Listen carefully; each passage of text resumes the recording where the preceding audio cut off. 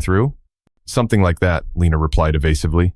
"Well," he said with a small nod, "welcome to redemption, I guess." He turned and walked away, leaving Lena with a strange feeling of relief. A single, brief moment of normalcy. Her next stop was the town library, a squat brick building next to the courthouse. If the history of the land theft was real, the proof would be in the public record. The librarian, a woman with a severe bun, looked up as Lena approached. "Can I help you?" she asked, her tone implying that she doubted it. "Yes, I'd like to see the county land records and deeds, specifically from around 1880 to 1890. The librarian's expression soured. "I'm afraid that's not possible." "Not possible?" Lena pressed. "They're public records.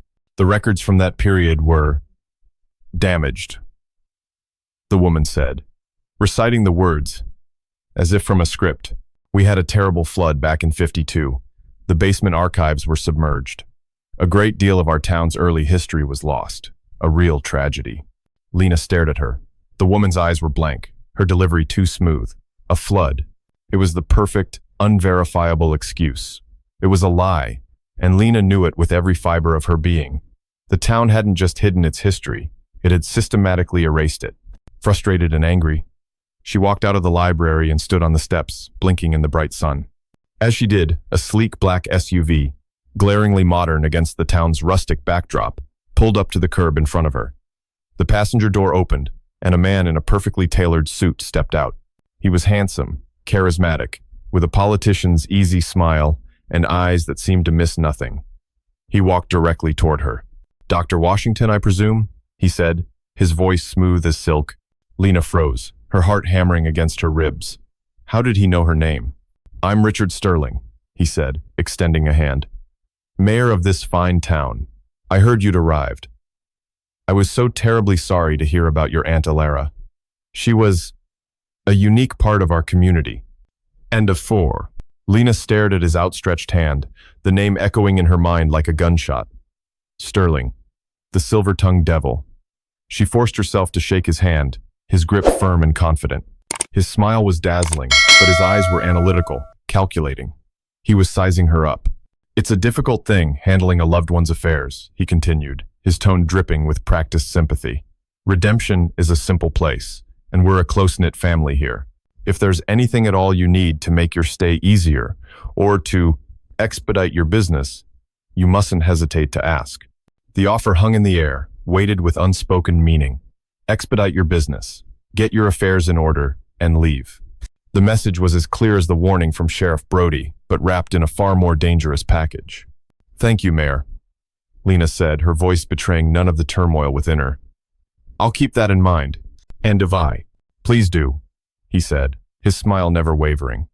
He gave a final, polite nod before getting back into his SUV and gliding away, leaving Lena standing alone on the library steps. The past wasn't just buried here. It wasn't a statue in a town square. It was alive, wearing a tailored suit and running the town, and it knew she was here. The mayor's polished greeting on the library steps was not the end of it. The next afternoon, just as Lena was prying open a swollen window frame in the stuffy living room, the same sleek black SUV crunched up the gravel driveway. This time, Mayor Sterling was alone. He emerged from the vehicle holding a bottle of wine, the picture of neighborly charm. Lena's entire body tensed. This was a direct incursion. He was on her land, Isaiah's land, and his presence felt like a profanity. She met him on the sagging porch, crossing her arms over her chest, creating a physical barrier. "Mayor," she said, her voice flat. "Dr. Washington." He beamed, undeterred by her cold reception. "I hope I'm not intruding. I was just on my way home and thought I'd drop this off. A small token of welcome." He held out the bottle, a pricey-looking Cabernet. "And I wanted to extend a more formal invitation. My wife and I are having a small dinner gathering tonight. Just a few friends. We'd be honored if you would join us." The invitation was a command, disguised as a courtesy. Refusing would be an open declaration of hostility, confirming their suspicions that she was there to cause trouble. Accepting, however, felt like walking into the lion's den. But the historian in her, the part of her trained to observe and gather information, knew it was an opportunity she couldn't afford to miss. To understand her enemy, she had to see him in his own territory. "That's very kind of you, Mayor," she said, forcing a polite smile.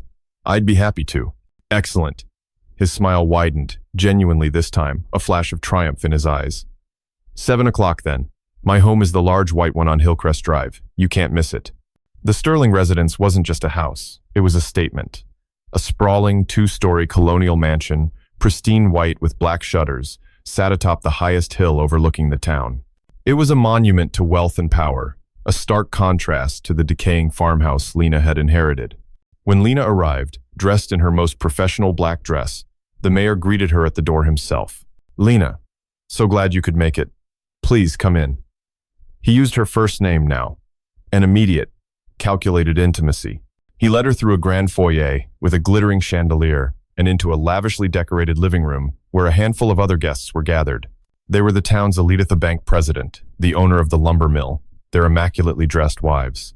They all turned as she entered, their polite smiles barely concealing their rapacious curiosity. She was the evening's main attraction. The dinner conversation was a masterclass in polite interrogation. So, a historian, said the banker's wife, her diamonds flashing. How fascinating. What exactly do you do? I specialize in post-Reconstruction economic history in the rural South, Lena replied smoothly, taking a sip of water. My, that sounds dreadfully dull, the woman tittered, and the others chuckled along. Mayor Sterling steered the conversation, always circling back to Lena. He asked about her life in D.C., her work, her family, his questions light and airy but designed to probe for weaknesses, for motives. Lena answered each one carefully, revealing nothing of substance, playing the part of a dutiful niece simply there to settle a modest inheritance. After dinner, as the other guests mingled, Sterling guided her toward his study. I have something I think you might appreciate, as a historian, he said. The study was magnificent, lined with floor-to-ceiling bookshelves filled with leather-bound volumes. A fire crackled in a large stone fireplace.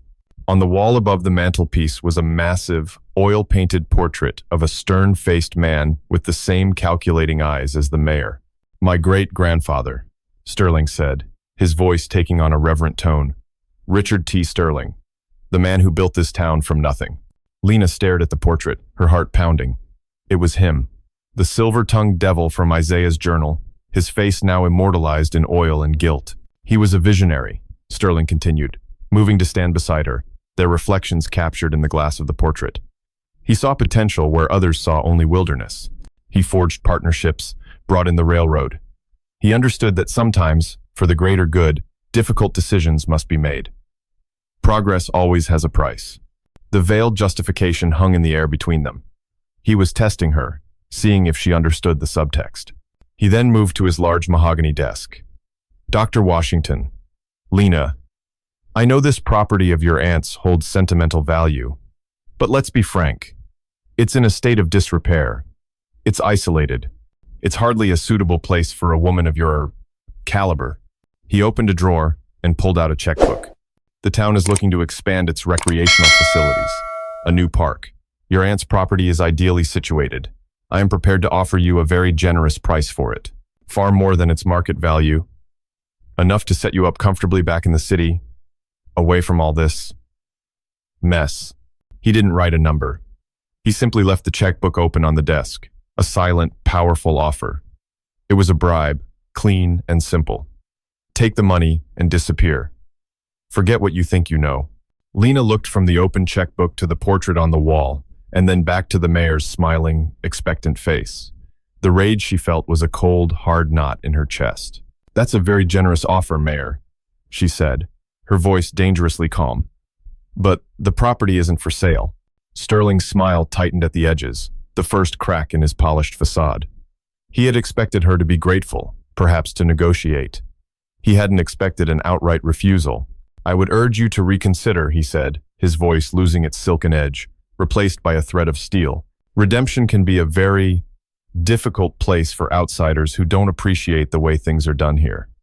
It would be a shame for your visit to become unpleasant. The threat was no longer veiled. It was laid bare on the rich Persian rug of his study. Thank you for the warning, Mayor, Lena said, turning to leave. And for the dinner. It was very illuminating. As she walked out of the mansion and into the cool night air, she knew the battle lines had been drawn. The devil had made his offer, and she had refused it. Now, she would have to face the consequences. The mayor's thinly veiled threat echoed in Lena's mind long after she left the opulent mansion. She spent a sleepless night, the weight of Isaiah's journal and the heavy iron key a tangible presence in the darkness. Sterling's confidence, the systemic stonewalling at the library, Sheriff Brody's blatant hostility, it was a coordinated front. She was one person against an entire town's entrenched power structure. The realization was sobering. She couldn't do this alone. There was only one person in Redemption who had shown her even a sliver of humanity: the man from the grocery store. It was a long shot, a desperate move, based on nothing more than a gut feeling. But it was the only move she had. The next morning, she found his name in a dusty phone book left in the kitchen. Thorne, Elias, Thorncrest Farms. An address on the other side of the valley. Thorncrest Farms was a different world from the Sterling mansion. It was a working farm, sprawling and functional, not ostentatious. A long driveway was flanked by fields of corn, and in the distance, herds of cattle grazed peacefully. The main house was a sturdy, handsome stone and timber structure that looked as if it had grown from the land itself. Lena found Elias Thorne in a massive barn, his sleeves rolled up, repairing a piece of machinery. He looked up as she approached, his expression shifting from concentration to surprise. He wiped his greasy hands on a rag.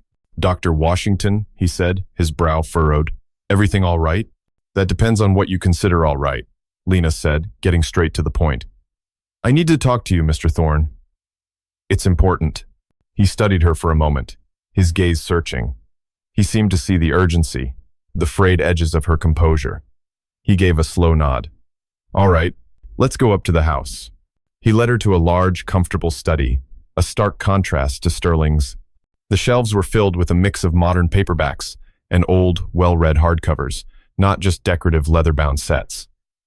It was the room of a reader, not a collector. Lena didn't waste time.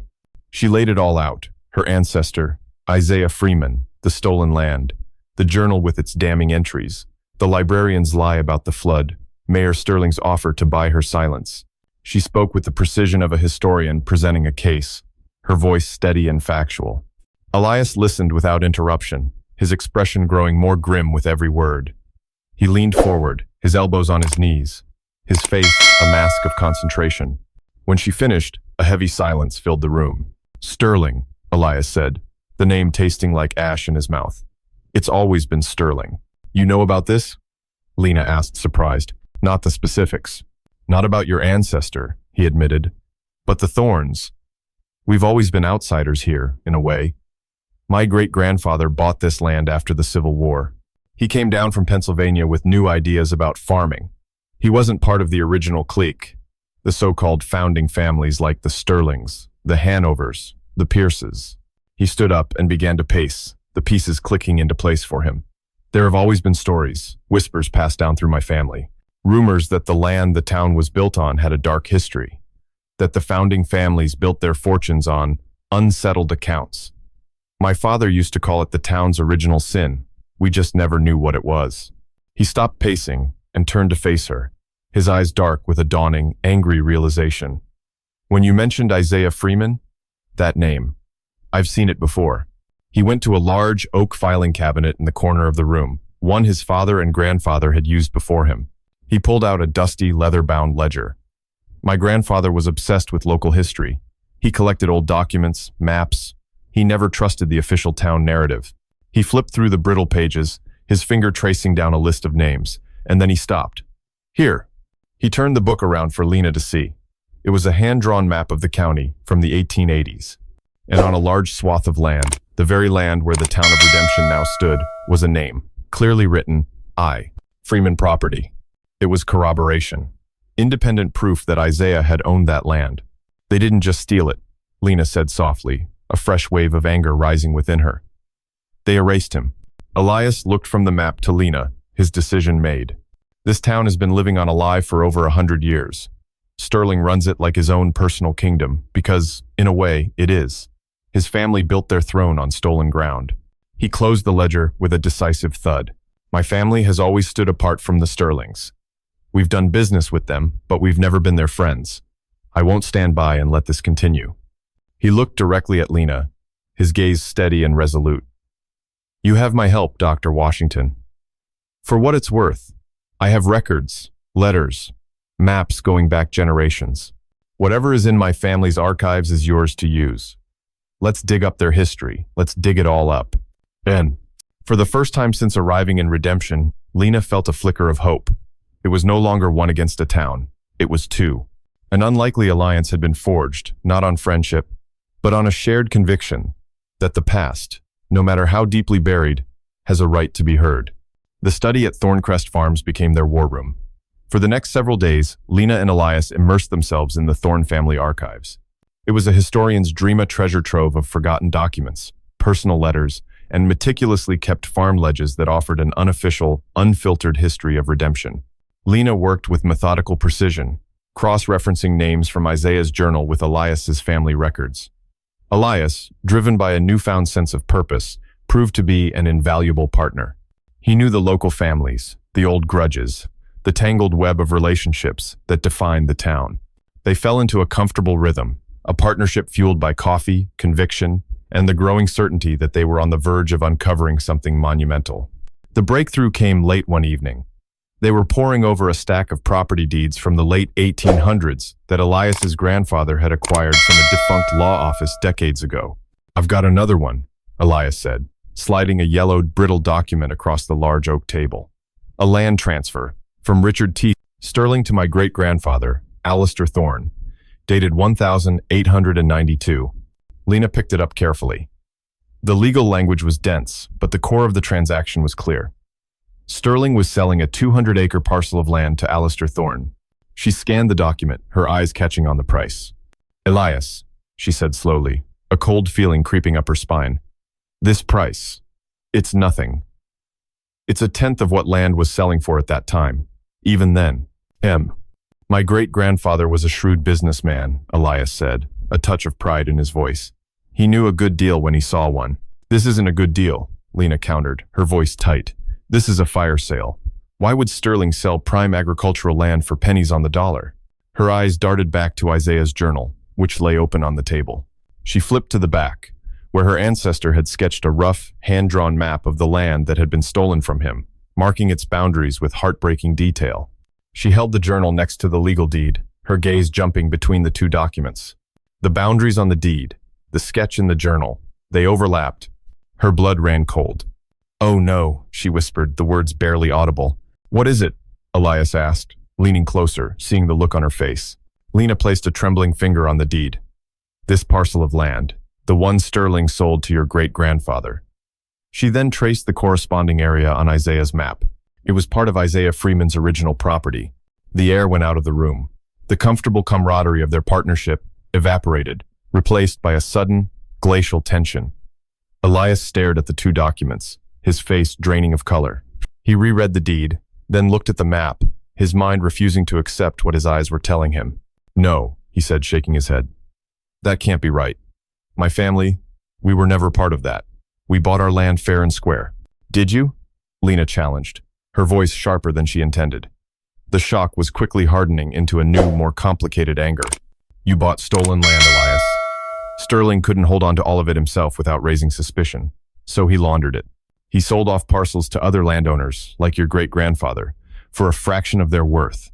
It made the transactions look legitimate, spread the ownership around, and made men like Alistair Thorne complicit. It buried the crime under layers of subsequent legal sales." Elias sank into his chair, looking as if he'd been physically struck. The pride he'd felt in his family's legacy, their reputation as honest, hard-working outsiders who had built their fortune through grit and savvy, crumbled in an instant. They weren't heroes who stood apart from the town's corruption. They were its beneficiaries. "My great-grandfather," he stammered, his voice thick with disbelief and shame. "He must not have known. Maybe he didn't," Lena conceded, her anger softening slightly as she saw the genuine agony on his face. "Or maybe he suspected but chose not to ask questions because the deal was too good to pass up. It doesn't matter. The result is the same. Part of this farm, this house, the land you've lived on your whole life, it's built on the same crime as the rest of the town." The revelation hung between them, a chasm that had opened up in their fledgling alliance. Elias was no longer a righteous crusader helping her fight for justice. He was now implicated in the very injustice they were trying to expose. His family's legacy was now as tarnished as Sterling's, He stood up and walked to the window, staring out at the rolling hills of his ancestral home, hills that no longer looked the same to him. The weight of 4 generations settled on his shoulders. "What does this change?" he asked, his back still to her, his voice heavy. "That's for you to decide," Lena said quietly, but her tone was laden with challenge. "Does knowing your own family benefited from this crime make you want to bury it deeper, or does it make you want to uncover the truth even more?" The silence stretched, thick with the ghosts of the past. The fight for Isaiah Freeman's legacy had just become intensely personal for Elias Thorne, forcing him to confront a terrible question. Was he willing to pursue a justice that might cost him everything he'd ever believed about himself and his family? The revelation of his family's complicity left Elias shattered. For a full day, he was a ghost in his own home, the easy confidence he normally wore replaced by a heavy, haunted silence. Lena gave him space, retreating to her aunt's house, leaving him to wrestle with the ghosts she had unearthed. The alliance felt fragile, on the verge of breaking. He appeared at her doorstep late the next evening. His eyes were shadowed with fatigue, but the anguish had been replaced by a hard, new resolve. "You were right," he said, his voice raw. "It doesn't matter if my great-grandfather knew or not. A wrong was done. Knowing my family benefited from it doesn't change the mission. It makes it more necessary." He met her gaze, his own filled with a grim determination. "I'm in. All the way." A wave of relief washed over Lena. The chasm between them had closed, reforged into something stronger, tempered by a painful and shared truth. With their partnership solidified, they redoubled their efforts. But something had shifted. A subtle, creeping paranoia began to color their work. It started with small things. A black truck, unmarked, that seemed to be parked down the road from Lena's house every morning, only to disappear if she approached it. The distinct click on Elias's phone line during a call to a legal contact in the city. The feeling of being watched intensified. One afternoon, Lena returned to her aunt's house after a few hours at the farm to find the front door slightly ajar. She'd locked it. She was sure of it. Inside, nothing seemed out of place. No valuables were missing. But a cold dread washed over her as she walked into the small room where she kept her research. The stacks of papers and photocopied documents had been disturbed. It wasn't a robbery. It was a search. Someone had been looking for what they knew. "They know we're getting close," Elias said grimly when she told him, his jaw tight with anger. "Sterling's getting nervous. He's moving from intimidation to intelligence gathering." The most unsettling event happened at Thorncrest Farms. Elias began to notice Sheriff Brody's cruiser making slow, regular passes on the public road bordering his property, far more frequently than routine patrols would warrant. Brody would park for a few minutes, his gaze fixed on the main house, before driving off. He was sending a message. "We're watching you too." The constant surveillance was unnerving, but the real blow came from a place they never expected. Elias's housekeeper, Mrs. Gable, was a fixture at the farm. A kind, grandmotherly woman in her late 60s, she had worked for the Thornes since before Elias was born. She moved through the house with a quiet efficiency, her loyalty to the family seemingly absolute. Lena had found her presence comforting, a small island of normalcy in the turbulent currents of their investigation. One evening, Elias was reviewing security footage from a new camera he'd discreetly installed covering the back patio a precaution after the incident at Lena's house. He was fast-forwarding through the day's recording when something caught his eye. He rewound the footage and watched in stunned silence. The video showed Mrs. Gable clearing the patio table after bringing them coffee. She paused, looked around to ensure she was alone, and then pulled a small cell phone from her apron pocket. She turned away from the house, her back to the camera, and held the phone to her ear. The footage was silent, but her posture hunched and secretive was damning. "It could be anything," Lena said, trying to find a rational explanation, though a knot of dread was forming in her stomach. "A personal call." "She doesn't use a cell phone," Elias said, his voice flat, his eyes glued to the screen. "She's always said they're too complicated." He spent the rest of the night installing a high-end audio bug, a tiny directional microphone, near the same spot. The next day, they baited the trap. They sat on the patio, speaking loudly about a fictitious breakthrough, a made-up trip to the state archives in Raleigh to retrieve a certified copy of a key document. An hour later, as predicted, Mrs. Gable came out to tidy up. She went through the same ritual, pulling out the hidden phone. Elias, sitting in his study with Lena, put on a pair of headphones connected to the receiver. He pressed record. Lena watched as the blood drained from Elias's face. his expression contorted with a mixture of disbelief and profound betrayal. Without a word, he unplugged the headphones and played the audio out loud on the computer speakers. Mrs. Gable's voice, usually so warm and gentle, was thin and reedy. "Yes, Raleigh. They're leaving tomorrow morning. They think they found something at the state level." "Yes, Mr. Mayor. Of course. I'll let you know if I hear anything else." The voice on the other end was faint but unmistakable. It was the smooth, confident tone of Mayor Richard Sterling. The silence in the study was absolute, broken only by the sound of Elias's ragged breathing. This wasn't just an informant. This was family. Mrs. Gable was the younger sister of a man who had been the Sterling family's groundskeeper for 50 years. Her loyalty had never been to the Thorns. It had always been to the Sterlings. The walls weren't just listening. The enemy was already inside. They had been reporting every move, every conversation, every theory to the one man they were trying to expose. The paranoia was no longer a feeling. It was a fact. They were trapped in a web, and the spider had been listening the entire time. The betrayal cut deep, but it also brought a chilling clarity. The time for quiet, methodical research was over. Their cover was blown. Every moment they wasted, Sterling was planning his next move, using the information Mrs. Gable fed him. They were no longer just investigating a historical crime. They were in an active, dangerous conflict. Elias handled the situation with a cold, quiet fury. He didn't confront Mrs. Gable. Instead, he simply gave her a generous severance check and told her that due to changing family circumstances, her services were no longer required. Her shocked, sputtering attempts to understand were met with a stony silence. As she left, Elias and Lena watched her make a frantic call from her car at the end of the driveway. The message to the mayor would be clear. They know. The pressure was now immense. They had to find a smoking gun, something undeniable that Sterling couldn't bury or explain away, and they had to do it fast.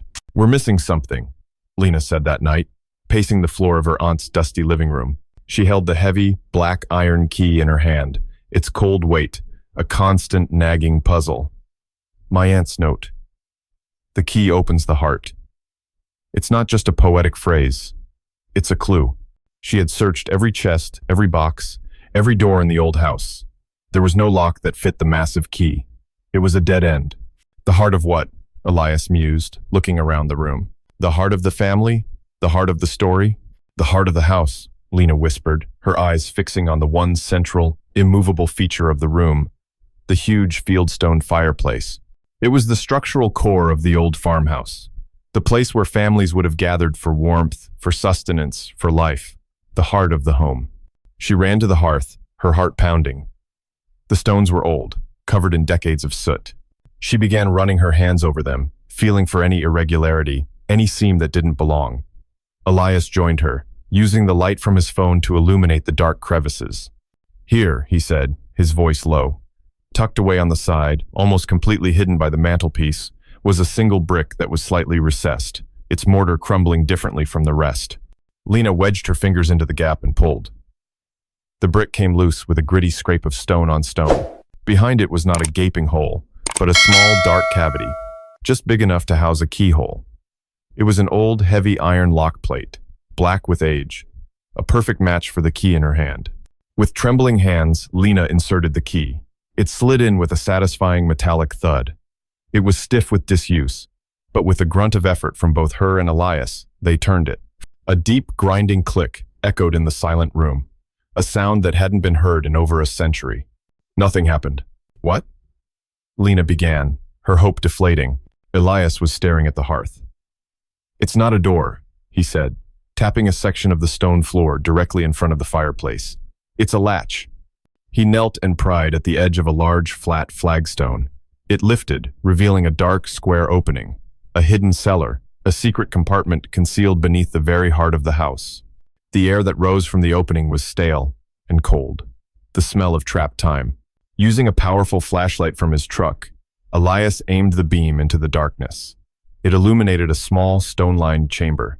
And in the center of the chamber, resting on a crude wooden pedestal, was a single object, a thick, leather-bound book, even larger than Isaiah's journal. They lifted it out carefully. It was a business ledger, its cover embossed with a single, faded word: Freeman. This was it. Lena knew it in her bones. They carried it to the